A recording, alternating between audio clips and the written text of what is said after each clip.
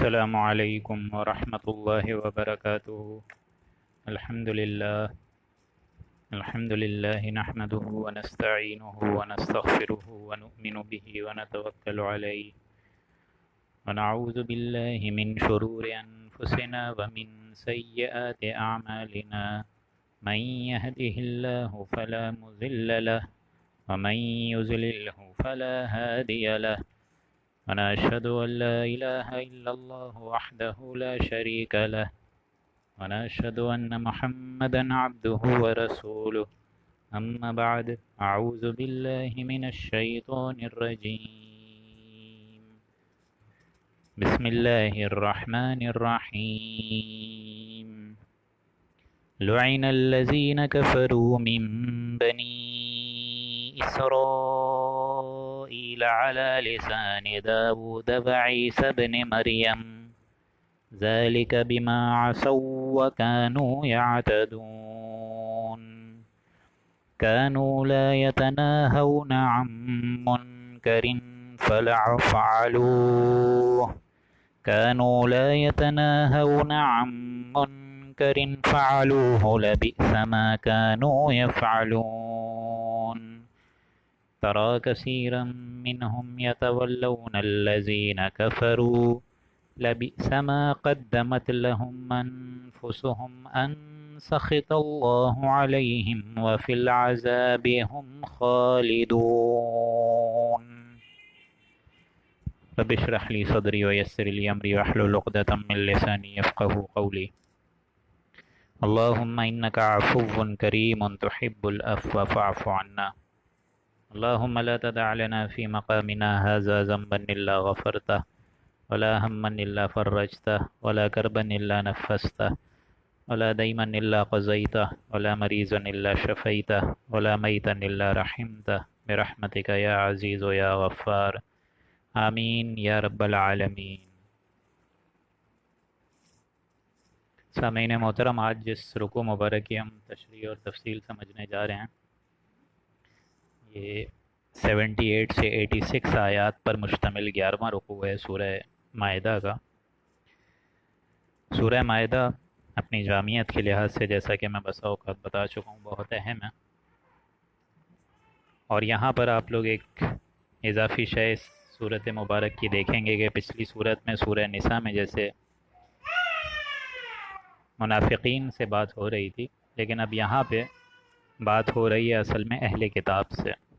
جیسا کہ وہاں پر کثیر تعداد میں منافقین کے عمل کو بیان کیا گیا، اب یہاں آپ لوگ کو اہل کتاب کا رویہ، ان کی چالیں اور ان کے جو دو بڑے گروپس یہود و نصارہ یعنی جیوز اینڈ دا کرسچنز، ان پر پوری بات کھلے گی۔ اسی رکوع میں ان کی سزا، ان کا سد باب، ان کی بڑے بڑے جرائم، گویا ایک طریقے سے یہ بات کہنا درست ہوگی کہ یہ ایک کنکلوڈنگ رکوع ہے اہل کتاب کا، کہ اب جو قوم اب صورت حال تبدیل ہو کے امت محمدی آ رہی ہے وجود میں، اس کا بنیادی مشن کیا ہونا چاہیے جو کہ مختلف ہونا چاہیے یہود و نصارہ سے۔ تو اب ہم لوگ بسم اللہ کرنے جا رہے ہیں۔ اعوذ باللہ من الشیطان الرجیم، بسم اللہ الرحمن الرحیم۔ ذرا 10-15 سیکنڈ دے دیتے ہیں تاکہ کچھ لوگ اور جوائن کر رہے ہیں ہم لوگوں کو۔ ٹھیک ہے، اب دیکھیں یہ جو آیت اسٹارٹ ہو رہی ہے آج 78، اور یہ رکوع جس طرح میں نے کہا 86 آیت تک چلے گا۔ کفروا من بنی اسرائیل علی لسان داود وعیسی ابن مریم، یہاں ان اہل کتاب کے جو دو بڑے سب گروپس ہیں ان کو واقف کر کے فرمایا گیا کہ بے شک لعنت کی گئی ان لوگوں پر جنہوں نے کفر کیا، من بنی اسرائیل، بنی اسرائیل میں سے، یعنی یہود و نصارہ میں سے۔ بنی اسرائیل یعنی وہی حضرت یعقوب کی جو قوم چل رہی ہے۔ علی لسان داود و عیسی ابن مریم، داؤد کی زبان۔ اب اس کا مطلب تو یہ ہے کہ اس قوم کا جو بھی ایک کردار رہا ہے اہل کتاب میں، وہ تو پورا کا پورا نقشہ تورات انجیل میں کھینچا گیا ہے، اور یہی نقشہ اولڈ ٹیسٹیمن ان کی جو کتاب ہے اور نیو ٹیسٹیمن، اس میں بھی یہ بات بار بار نظر آئے گی آپ لوگوں کو۔ جہاں تک اولڈ ٹیسٹیمنٹ کا تعلق ہے وہاں حضرت داؤد علیہ السلام نے ان لوگوں پر کافی تنقید کری ہے، ان کے علماء پر کافی تنقید کری ہے، ان کے درویشوں پر کافی تنقید کری ہے۔ اس لیے فرمایا لعن الذین کفروا، لعنت کی گئی ہے کفر کرنے والوں میں سے، من بنی اسرائیل، جن لوگوں نے کفر کیا بنی اسرائیل کی قوم میں سے، علی لسان داود و عیسی ابن مریم، داؤد اور عیسیٰ ابن مریم کی زبان میں سے۔ یعنی جیسا میں نے بتایا اولڈ ٹیسٹیمن جو ان کی کتاب ہے اس میں بھی یہ داؤد علیہ السلام کی طرف سے تنقید ہوئی ہے ان پر کہ تم یہ بڑے غلط کام کر رہے ہو، اپنے اعمال کو سدھار لو اور پوری کی پوری بندگی اور پرستش صرف اور صرف خدائے واحد کی کرو۔ اسی طریقے سے نیو ٹیسٹیمن میں بھی حضرت عیسیٰ علیہ السلام کی زبان سے بھی، جو کہ گاسپل پر تنقید ہوئی ہے حضرت عیسیٰ علیہ السلام کی طرف سے، ان کے علماء اور ان کے درویشوں پر جو حضرت عیسیٰ علیہ السلام نے لعن طعن کری ہے، اس سے پوری جو نیو ٹیسٹیمن ہے وہ بھری ہوئی ہے، آپ چاہیں تو پڑھ لیں۔ باقاعدہ انہوں نے وہاں بولا ہے کہ تم سانپ کے سپولے کی طرح ہو، تمہارا حال ان قبروں کی طرح ہے جو اوپر سے بڑی اچھی لگتی ہے لیکن اندر جو مردار ہے اس میں جسم گلا سڑا پڑا ہوا ہے۔ تم نے اوپر اپنے ایک مذہبی لبادہ اڑا ہوا ہے لیکن اندر سے تمہارے اندر نیت میں فتور ہے اور خباثت ہے تمہارا اڈا۔ تو یہ ساری لعن طعن، جیسا میں نے کہا، یہ لعنت اللہ نے بھی فرمائی ہے کفر کرنے والوں پہ، بنی اسرائیل میں سے جس نے کفر کیا، اور حضرت داؤد اور حضرت عیسیٰ ابن مریم نے بھی ان پر لعن طعن فرمائی ہے، ان کے اندر تنقید کری ہے۔ اور یہی حال آج ہمارے علماء سو کا بھی ہے۔ علماء سو ان کی بات کر رہا ہوں میں، علماء حق کی بات نہیں کر رہا ہوں۔ ایک تو علماء حق وہ ہیں جیسے الحمدللہ ہمارے مفتی پاکستان کے مفتی تقی عثمانی صاحب، بڑے بہت اہمیت کے حامل شخصیت اور بہت اسلام کو تقویت والی شخصیت، جن کی طرف سے الحمدللہ ان کو جو ہے وہ ستارہ امتیاز بھی دیا گیا، ابھی میں نیوز دیکھ رہا تھا۔ تو ایسے علماء بھی موجود ہیں جنہوں نے سود کے خلاف آواز اٹھائی ہے، جنہوں نے زنا کے خلاف آواز اٹھائی ہے، جنہوں نے حرام خوریوں کے خلاف آواز اٹھائی ہے، لیکن ان کے علماء اور درویش پر تو ایسا معلوم ہوتا ہے کہ ان کے اندر اتنی خباثت بھر گئی ہے کہ انہوں نے صرف اوپر اسلام کا لبادہ اڑا ہوا ہے اور کچھ نہیں ہے۔ اور یہی حال آج ہمارے علماء سو کا بھی ہے۔ ہمارے علماء سو جو کہ برے علماء ہیں، جو کہ غلط علماء ہیں، جو کہ اپنے اندر فرقہ واریت کی آگ بڑھا رہے ہیں، جو اپنے اندر سے بربرائیت کی آگ بڑھا کڑا رہے ہیں، اور جو اپنے اندر سے فتنے پھیلا رہے ہیں، اور جو منبر رسول کو غلط طریقے سے استعمال کر رہے ہیں، وہ ہیں علماء سو، برے علماء، جس کے بارے میں باقاعدہ ایک حدیث ہے حضور اکرم صلی اللہ علیہ وآلہ وسلم کی۔ قال رسول اللہ صلی اللہ علیہ وسلم، فرمایا رسول اللہ صلی اللہ علیہ وآلہ وسلم نے، یوشک ان یأتی علی الناس زمان، کہ لوگوں پر عنقریب ایک ایسا زمانہ بھی آ جائے گا، اب آپ لوگ گنتے رہیے، لا یبقى من الاسلام الا اسمہ، کہ اسلام میں اس کے نام کے علاوہ کچھ نہیں باقی رہے گا۔ آج واقعی ہم دیکھتے ہیں اسلام میں اس کا صرف نام رہ گیا، اسلام کی اصل حقانیت، اس کا اصل وجود، اس کا برننگ فیتھ وہ کہاں پہ ہے؟ وہ کتنوں کو نصیب ہے؟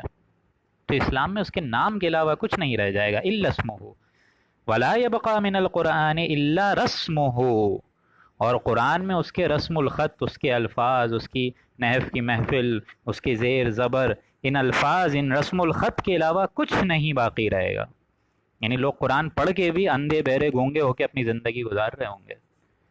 مساجدہم عامرۃ وہی خراب من الہدی، اور ان کی مسجدیں آباد تو تم لوگوں کو بہت لگ رہی ہوں گی لیکن خراب من الہدی، ان کی مسجدیں ہدایت سے خالی ہو چکی ہوں گی۔ علماء وهم شر من تحت ادیم السماء من عندهم، ان کے علماء یعنی یہی علماء سو جو کہ آج بھی امت مسلمان میں گھوم رہے ہیں، امت مسلمہ میں، ان کے علماء آسمان کی چھت کے نیچے کے سب سے بدترین انسان ہوں گے، سب سے خبیث انسان ہوں گے ان کے علماء۔ تخرج الفتنۃ وفیہم تعود، فتنہ انہی کے اندر سے برآمد ہوگا اور انہی میں گھس جائے گا، ان کی آگ بھڑکانے والی کیفیت، ان کو منبر رسول کا غلط استعمال کرنا، ہر اپنے اپنے فرقوں میں جنم لینا اور ہر فرقہ واریت کی آگ اور بربرائیت کی آگ کو بھڑکانا، لسانیت کی آگ کو بھڑکڑانا، یہ سارے کام یہ کریں گے۔ اور یہ آج دیکھ لیں آج کس طرح چل رہا ہے۔ لہٰذا آج بہت کم لوگ ہیں جو منبر رسول کا صحیح فائدہ اٹھا رہے ہیں، اور آپ مجھے خود بتائیے بہت کم عالم ایسے ہیں، بہت کم، ان کے علاوہ کی بات میں کر رہا ہوں کہ میجورٹی تو اس طرف چلی گئی ہے، میجورٹی تو غلط کاموں کی طرف چلی گئی ہے، ورنہ امت کا بیڑا غرق ہوتا ہی نہیں، یہ بات تو طے ہے، لیکن میجورٹی نے اس راستے کو اڈاپٹ کر لیا۔ آج کوئی شخص جو ہے ممبر رسول پہ بیٹھ کے قرآن مجید اور درس حدیث نہیں دے رہا، وہ بس اپنی من گھڑت باتیں سناتا جا رہا ہے۔ سارے ایسے نہیں ہیں لیکن کثیر تعداد تو وہاں جا چکی ہے۔ اس لیے یہاں فرمایا لعن الذین کفروا من بنی اسرائیل علی لسان داود و عیسی بن مریم، لعنت فرمائی اللہ تعالیٰ نے ان کافروں میں سے جو بنی اسرائیل کے قوم میں سے تھے، اور حضرت داؤد اور حضرت عیسیٰ ابن مریم کی بھی زبان سے، ذالک بما عصوا وکانوا یعتدون، یہ لعنت ان پر اس وجہ سے ہوئی کہ انہوں نے حکم کی مخالفت کری، اللہ کی نافرمانی کری، وکانوا یعتدون، اور وہ تھے ہی حد سے نکل جانے والے، یعنی ان کے اندر کی جو عادت ہے، ان کے اندر کی جو فطرت، وہ تھے ہی کانوا لا یتناہون عن منکر فعلوہ، جو برا کام انہوں نے کر رکھا اس سے ایک دوسرے کو بھی وہ منع نہیں کرتے تھے۔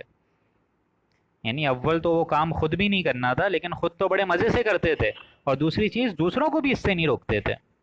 یعنی جس معاشرے میں امر بالمعروف اور نہی عن المنکر ختم ہو جائے، ایک احتساب ختم ہو جائے، وہ معاشرہ تو سڈاس بن جاتا ہے، طرح کی نالی بن جاتی ہے۔ ان کا حکم کا، ان کے علماء کا، ان کے بڑے بڑے بزرگان دین کا، ان کا کام تو یہ تھا کہ وہ امر دیکھتے، برائی سے روکتے، اور یہ بہت ضروری ہے۔ ہر معاشرے میں ایسے کچھ لوگ ہونا بہت ضروری ہے، ہر شخص ایک دوسرے پہ نظر رکھے، برائی سے روکے، نیکی کا حکم دے۔ ہمیں بھی بنایا کنتم خیر امت اخرجت للناس تأمرون بالمعروف وتنہون عن المنکر، تمہیں بھی جینا ہے دوسروں کے لیے، ہم تو جیتے ہیں کہ دنیا میں تیرا نام رہے، کہیں ممکن ہے ساقی نہ رہے جام رہے، تو ہمیں تو جینا ہے دوسروں کے لیے۔ اور لوگوں کی قومیں جو ہیں وہ اپنی بقا، اپنی عیش و عشرت، اپنی اونچائی، پوسٹ، اپنی زندگی، اپنی مسندیں، اپنے کاروبار کو چمکانے کے لیے زندہ رہتی ہیں، لیکن ہمیں جینا ہے دوسروں کے لیے۔ اور یہ حدیث سے بھی ثابت ہے، امر بالمعروف نہی عن المنکر کی کتنی فضیلت ہے۔ حضور نے فرمایا جب کبھی تم دیکھو کہ تمہارے سامنے برائی ہو رہی ہے، تو کیا ہے؟ بحیثیت مسلمان تمہارا پہلا فورموسٹ عمل یہ ہونا چاہیے کہ اس برائی کو ہاتھ سے روکو، اور اگر ہاتھ سے نہیں روک سکتے تو ایٹ لیسٹ زبان سے تو بولو۔ ہو رہا ہے تم اللہ کے غضب کو اور اللہ کی ایک غصے کو دعوت مت دو، اور اگر یہ بھی نہیں ہے تو کم از کم دل سے اس کام کو برا جانو، اور یہ ایمان کا سب سے کمزور ترین درجہ ہے۔ یعنی یہ بھی نہیں سمجھتے ہو، اگر دل بھی اس بات کو غلط نہیں سمجھتے ہو تو سمجھ لو ایمان نہیں ہے پھر دل میں۔ آج ہم لوگ کر رہے ہیں مزے سے، ہم لوگ جو ہے غیبت کر رہے ہیں، چغلی کر رہے ہیں، پیٹھ پیچھے سارے کے سارے سود کے کاروبار چل رہے ہیں۔ کتنے لوگ ہیں جو دل سے بھی اس کو برا سمجھتے ہیں؟ کتنے لوگ ہیں اس کو ایڈاپٹ کر لیا ہے، اس کو ریکنسائل کر لیا ہے، اس باطل نظام کو ریکنسائل کر لیا ہے ہم لوگوں نے۔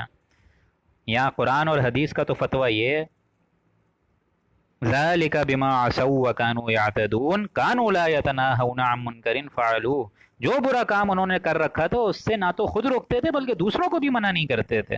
لبئس ما کانوا یعملون، واقعی ان کا یہ عمل بے شک بہت برا تھا، اور برائی کا تقاضا اخروی عذاب سے نجات لینے میں ناکام رہے، آپ جنت کے بجائے دوزخ کے گڑھے میں گر گئے۔ یہ برائی کا سب سے بڑا آخری کلائمیکس ہے، لبئس ما کانوا یفعلون، واقعی ان کا فعل بہت برا تھا۔ آگے فرمایا ترا کثیرا منہم یتولون الذین کفروا، آپ ان میں بہت آدمی دیکھیں گے اے نبی کہ کافروں سے دوستی کرتے ہیں، کافروں کو اپنا حمایتی بنائے ہوئے ہیں، اور کافروں کی ہی حمایت کو تلاش کر رہے ہیں۔ یہاں سے جا رہے ہیں، مدینے جا رہے ہیں، کافروں سے دوستیاں چل رہی ہیں، مدینے والوں کی باتوں کو کافروں سے مطلب ڈسکلوز کر رہے ہیں، وہاں والوں کی باتوں کو یہاں لا کے ایک اسکینڈل اور ایک پروپیگنڈا اچھال رہے ہیں۔ آج بھی ایسے لوگ موجود ہیں جو کہ حق کے علاوہ کرواتے ہیں دوسروں سے۔ ترا کثیرا منہم، آپ ان میں نبی بہت آدمی دیکھیں گے کہ کافروں سے دوستی کر رہے ہیں، کافروں کو حمایتی بنائے ہوئے ہیں، کافروں کو پشت بنا اور اپنا دوست سمجھے ہوئے ہیں۔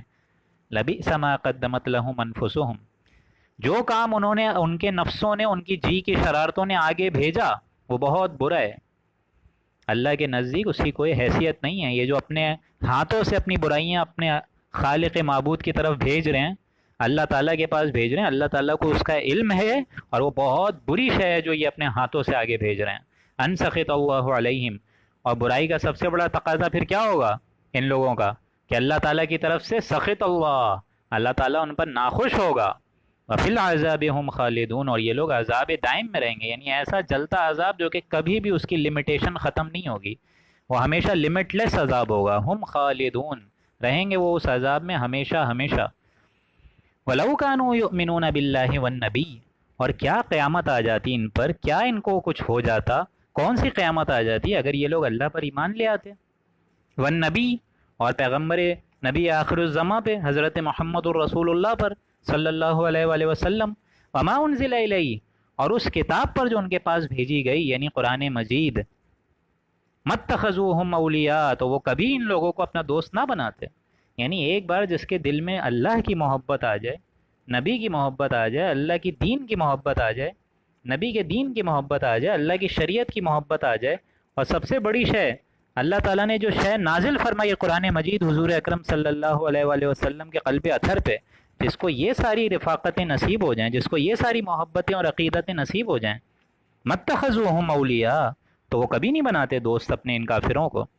وَلَٰكِنَّ كَثِيرًا مِّنْهُمْ فَاسِقُونَ، لیکن ان میں سے تو زیادہ لوگ ایمان سے ہی خارج ہیں، ان کے اندر کثیر تعداد میں ایمان ہے ہی نہیں. فاسقون، فاسق ہیں، فاجر ہیں، نافرمان ہیں، غدار ہیں، ایسے لوگ جو کہ اللہ کی محبت کے علاوہ دوسروں کو اپنا دوست سمجھیں، اللہ کی رفاقت کے علاوہ دوسروں کو اپنا حمایتی سمجھیں. یہ بہت اہم آیت ہے. یہ آج ہم دیکھ لیں ہم لوگ کس کو اپنا دوست سمجھ رہے ہیں. قرآن مجید کو اپنا دوست، امام اور رہبر سمجھا ہے ہم نے، یا ہماری ساری پالیسیز جو ہیں وہ امریکہ سے وابستہ ہیں، رشیا یورپ سے وابستہ ہیں، چائنا سے وابستہ ہیں، کہاں سے ہیں؟ تو اللہ کو چھوڑ کے دوسرے لوگوں کا اگر آپ طریقہ کار اور رویہ اختیار کریں گے، وَلَٰكِنَّ كَثِيرًا مِّنْهُمْ فَاسِقُونَ، ان میں سے زیادہ لوگ ایمان سے خارج ہیں، ایمان ہے ہی نہیں ان میں. یعنی جس کو اللہ ہی نہ ملا اس کو سمجھ لیں دنیا میں تمام دولتیں مل کے بھی کچھ نہ ملا، اور جس کو اللہ ہی مل گیا اس کو سمجھ لیجئے دنیا کی تمام غربت دے کے بھی بہت کچھ مل گیا. ایمان سب سے بڑی دولت ہے دوستوں، یہ بات اچھے طریقے سے اپنے ذہنوں میں بٹھا لیجئے. ایمان کی دولت اگر میرے اور آپ کے دل میں آ جائے تو اللہ تعالیٰ بھلے کچھ بھی نہ دے، کوئی غم نہیں ہے. ایمان اگر آ جائے، اور وہ ایمان نہیں، وہ جنس نہیں ایمان جیسے لے آئے دکان فلسفہ سے، ڈھونڈنے سے ملے گی یا قاری کو قرآن کے سپاروں سے. اگر تم دیکھو کہ تمہارے اندر وہ ایمان نہیں ہے تو آؤ قرآن مجید کی طرف پلٹو. فَفِرُّوا إِلَى اللَّهِ، اللہ کی طرف دوڑو، بھاگو، لپکو، جاؤ، چلو، دوڑو. تم کہاں جا رہے ہو؟ چھوٹی سی چھوٹی دنیا کی مسندوں پہ، چھوٹی سی چھوٹی دنیا کی عیش و عشرت پر. اللہ کو اپنا حمایتی سمجھو. اللہ تعالیٰ آپ کا ہاتھ بنے گا، اللہ تعالیٰ آپ کا پاؤں بنے گا. جس طرح حدیث میں بھی آتا ہے کہ میرا بندہ تقرب الی نوافل، یعنی نفلوں کے ذریعے سے اللہ تعالیٰ کا تقوی حاصل، نوافل نماز پڑھتا ہے، عبادت میں اپنا ٹائم گزارتا ہے، قرآن مجید ذکر اذکار میں اپنا ٹائم گزارتا ہے، دعائیں مناجات میں اپنا ٹائم گزارتا ہے، اور اس کے اندر ایمان اتنا آ جاتا ہے. اللہ تعالیٰ نے کیا فرمایا ہے کہ میں، اللہ تعالیٰ اپنے بارے میں فرما رہا ہے کہ میں اس کا ہاتھ بن جاتا ہوں جس سے وہ پکڑتا ہے، بن جاتا ہوں جس سے وہ دیکھتا ہے، میں اس کے پاؤں بن جاتا ہوں جس سے وہ چلتا ہے. اللہ آپ کا ہاتھ بنتا ہے، اللہ آپ کا پاؤں بنتا ہے، اللہ آپ کی نظریں بنتا ہے. تو جس کی یہ ساری چیزوں پہ اللہ کا اختیار مطلق ہو جائے اور اللہ تعالیٰ اس کو لے کر چلے، اس کا پھر آپ لوگ کہاں سے کوئی گمراہی کا انداز دیکھیں گے اس میں؟ تو اللہ تعالیٰ سے دعا ہے کہ اللہ تعالیٰ ہمیں ایسا ایمان مرنے سے پہلے نصیب فرمائے اور اسی ایمان پر خاتمہ بالایمان فرمائے. اسی لیے فرمایا لَتَجِدَنَّ أَشَدَّ النَّاسِ عَدَاوَةً لِلَّذِينَ آمَنُوا الْيَهُودَ وَالَّذِينَ أَشْرَكُوا، اور تمام آدمیوں میں سے سب سے زیادہ اے نبی ان مسلمانوں سے عداوت کرنے والے تمام یہودی اور نصارہ کو ہی آپ پائیں گے، تمام یہودی اور مشرکوں کو پائیں گے. یعنی تم پاؤ گے اہل ایمان کے حق میں شدید ترین دشمن الیہود والذین اشرکوا، جو یہود ہوئے اور جو مشرک ہیں. یعنی یہ جو دو لوگ ہیں، جو دو پارٹیز ہیں، یہود جیوز اور مشرک ایتھیسٹ، جو کہ اللہ کو نہیں مانتے. مشرکین مکہ جن کی اکثریت اس پہ شامل تھی، مشرک تھے وہ. ایک بات اچھے طریقے سے سمجھ لیجئے، ان مشرک اور یہود میں سے بھی پہلے دیکھیں کس کا ذکر ہے؟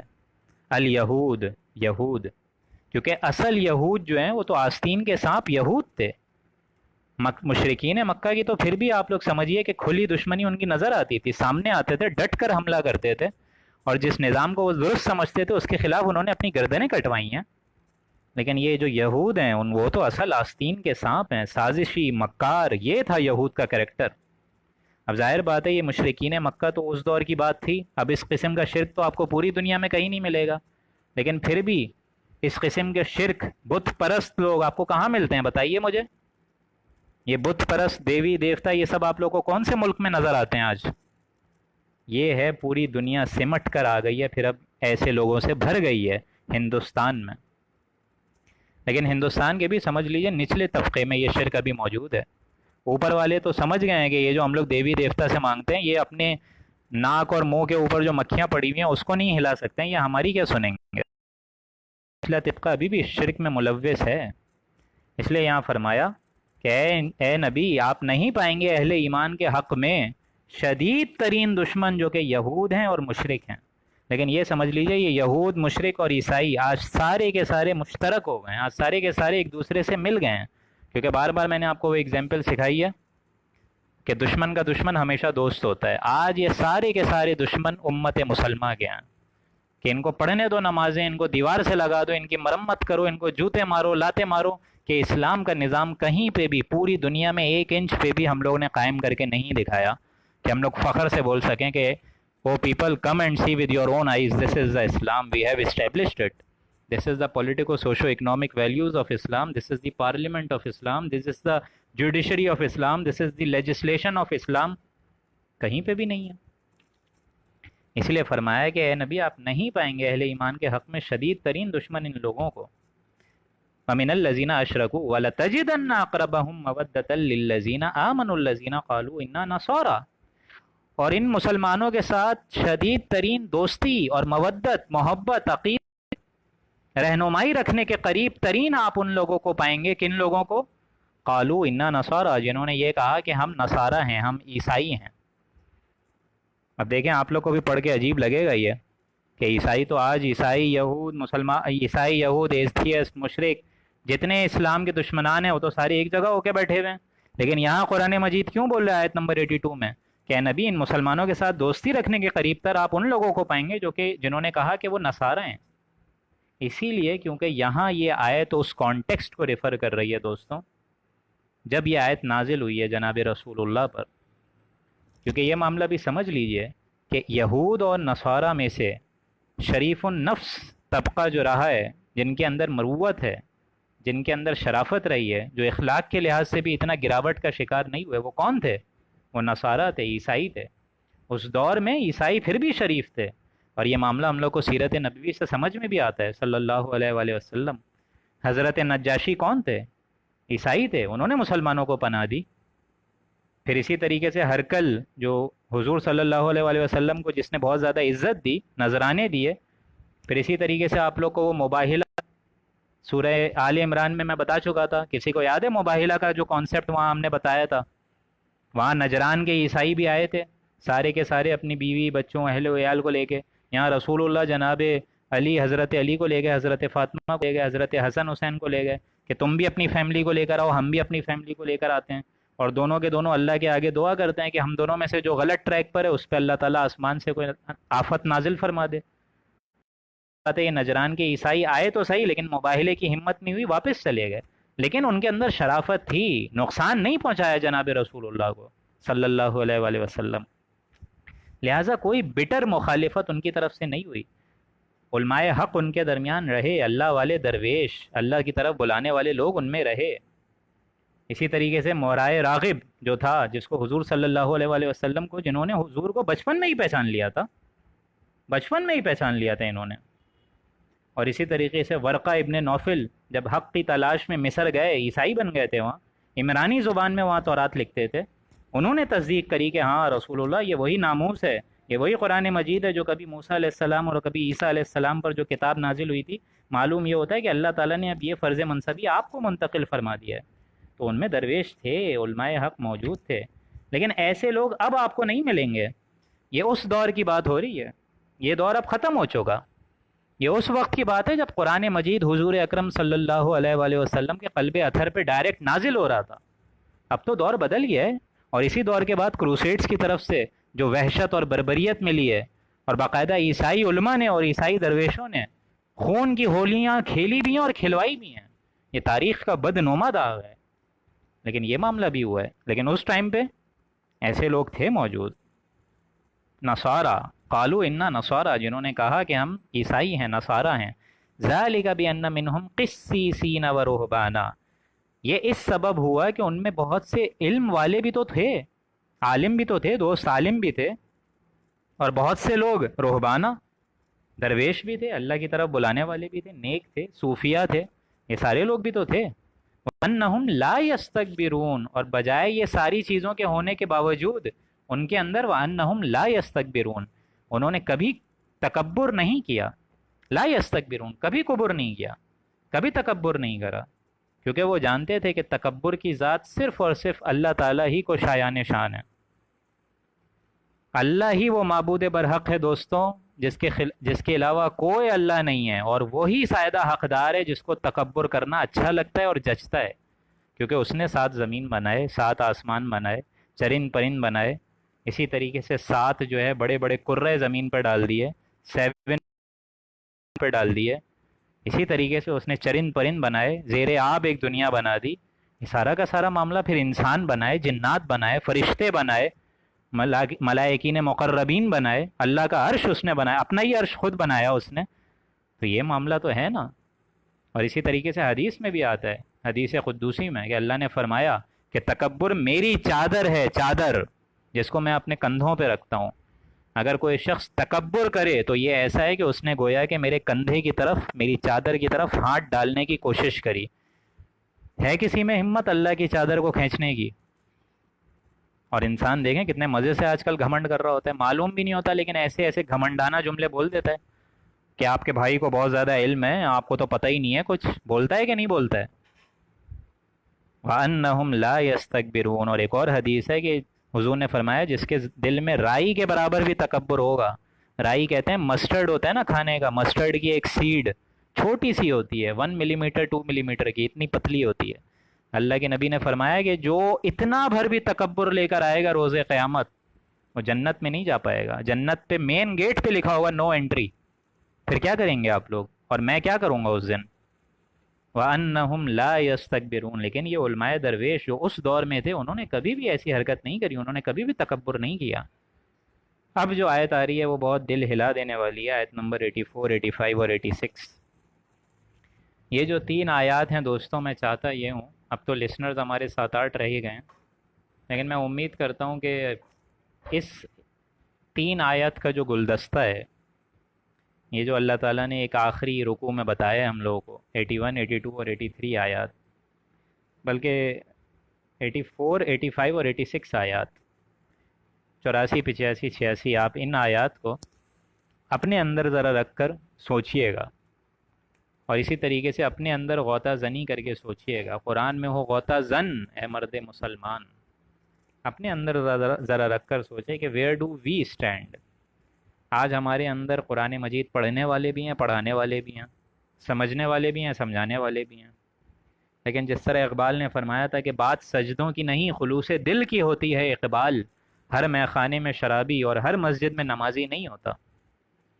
اور یہی بات علامہ اقبال نے بحیثیت ایمان کی روح میں فرمایا کہ اقبال تیرے دیس کا کیا حال سناؤں، بے باقی و حق گوئی سے گھبراتا ہے مومن، مکاری و ورواہی پر اتراتا ہے مومن، جس رزق سے پرواز میں کوتاہی کا ڈر ہو وہی رزق بڑے شوق سے کھاتا ہے مومن، کردار کا، گفتار کا، عمل کا مومن، قائل نہیں ایسے کسی جنجال کا مومن، سرحد کا ہے مومن کوئی پنجاب کا ہے مومن، ڈھونڈنے سے بھی ملتا نہیں قرآن کا مومن.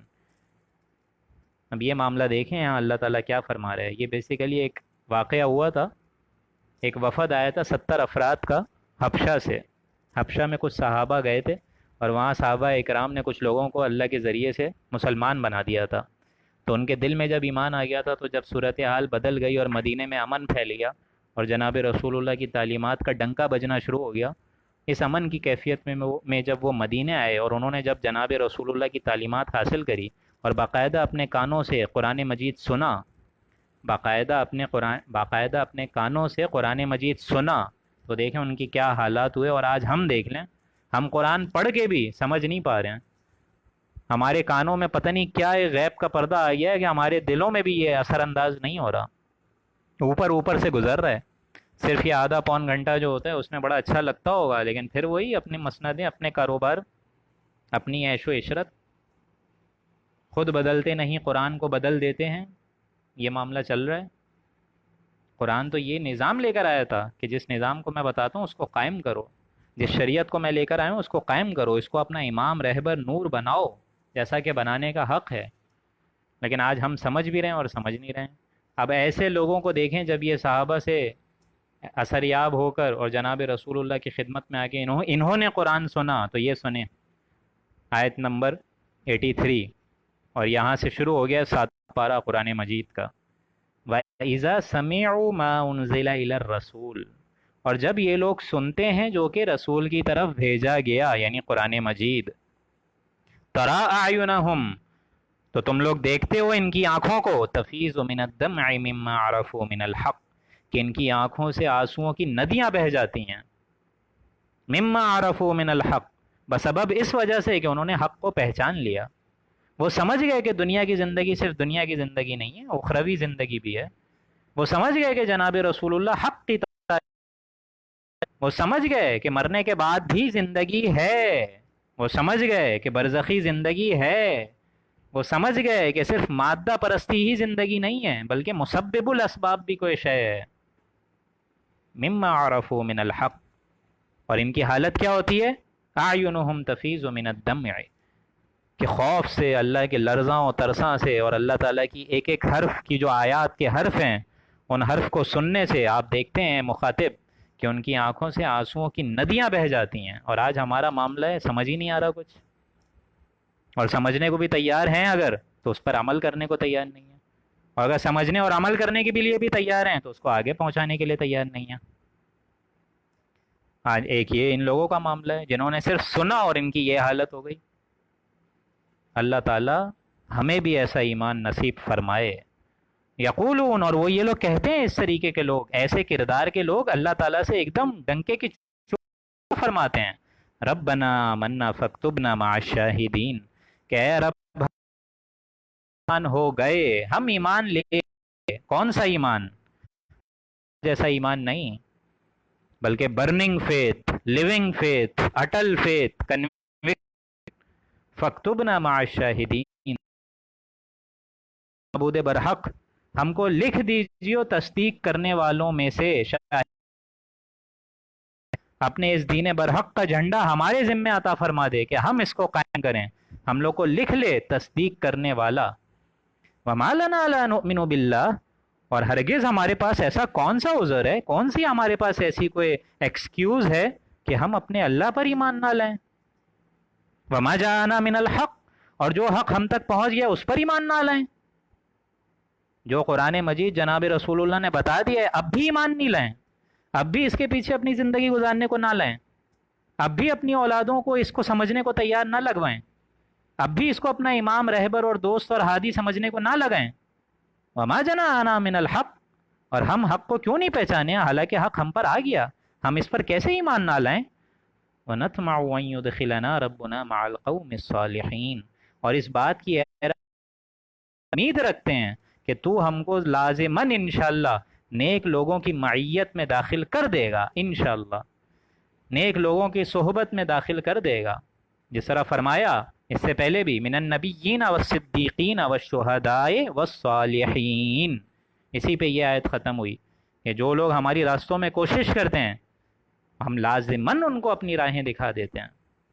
کوشش تو کرو پہلے، ہم تو مائل بکرم ہیں، کوئی سائل ہی نہیں، راہ دکھلائیں کسی رہنم منزل ہی نہیں، پہلے کوشش تو کرو، تم ذرا چل کر تو آؤ، پھر اللہ تعالیٰ بھاگ کر تمہارا استقبال کرے گا۔ تم بالش بھر آؤ اللہ تعالیٰ ہاتھ بھر آئے گا، تم چل کر آؤ اللہ دوڑ کر آئے گا، لیکن آؤ تو صحیح۔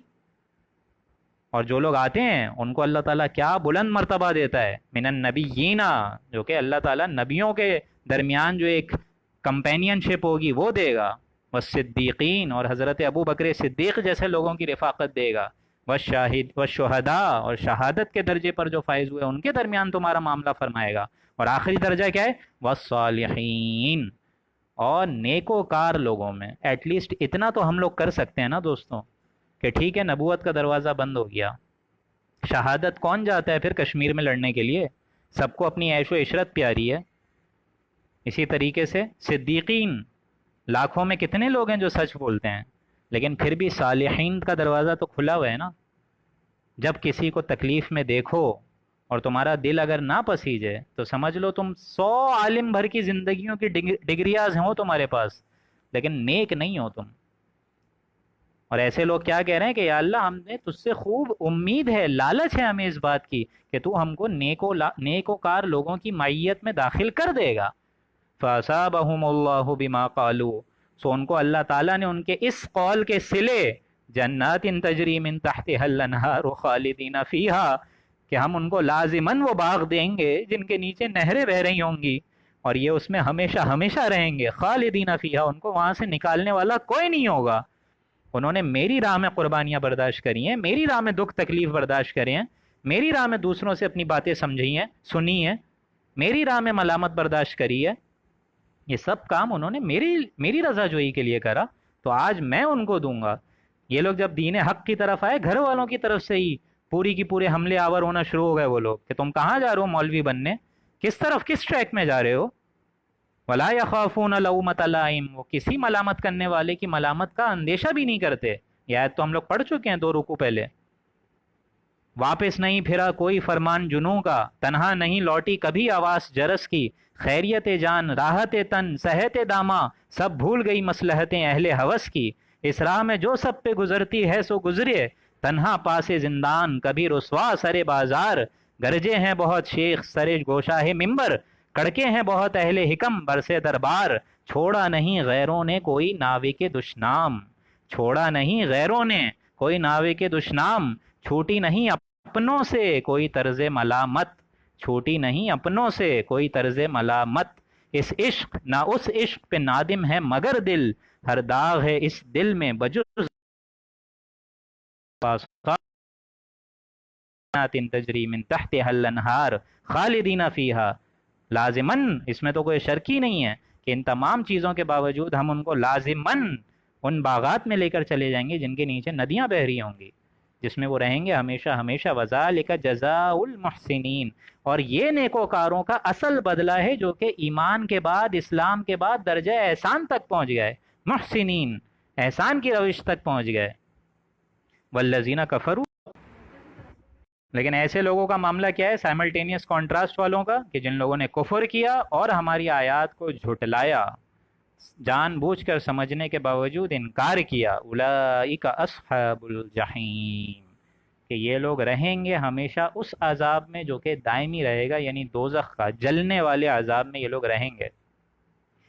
اللہ کے فضل و کرم سے یہاں پہ ہمارا 11واں رکوع مکمل ہوا، اور یہاں پہ ڈاکٹر محسنہ ماہین آپ کو ایک اسی رکوع کے مناسبت سے ایک حدیث سنائیں گی، لیجئے سنیے پلیز۔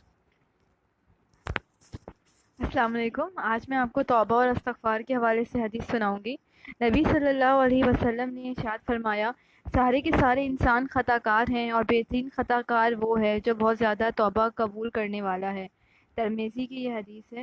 اور نبی صلی اللہ علیہ وسلم کا کیا عمل ہوا کرتا تھا؟ لوگوں، خدا سے اپنے گناہوں کی معافی چاہو اور اس کی طرف پلٹ آؤ، مجھے دیکھو میں دن میں 100 بار خدا سے مغفرت کی دعا کرتا رہتا ہوں۔ مسلم کی حدیث ہے۔ تو ہمیں بھی چاہیے کثرت سے استغفار کریں اور اللہ تعالیٰ کو راضی کریں۔ جزاکم اللہ خیرہ۔ تو اللہ تعالیٰ سے دعا ہے کہ اللہ تعالیٰ نے ہمیں آج جو پڑھایا، سمجھایا، اور جو حدیث حضور اکرم صلی اللہ علیہ وآلہ وسلم کی طرف سے ہمیں سننے کو ملی، اللہ تعالیٰ ان تمام چیزوں پہ عمل پیرا ہونے کی توفیق عطا فرمائے، اور جانے سے پہلے اللہ تعالیٰ ہمارے اندر وہ ایمان بیدار کر دے جس ایمان کا تقاضا خود ذات باری تعالیٰ چاہتا ہے۔ بارک اللہ لنا ولکم فی القرآن العظیم ونفعنی وإیاکم بالآیاتہ والذکر الحکیم، صدق اللہ العظیم۔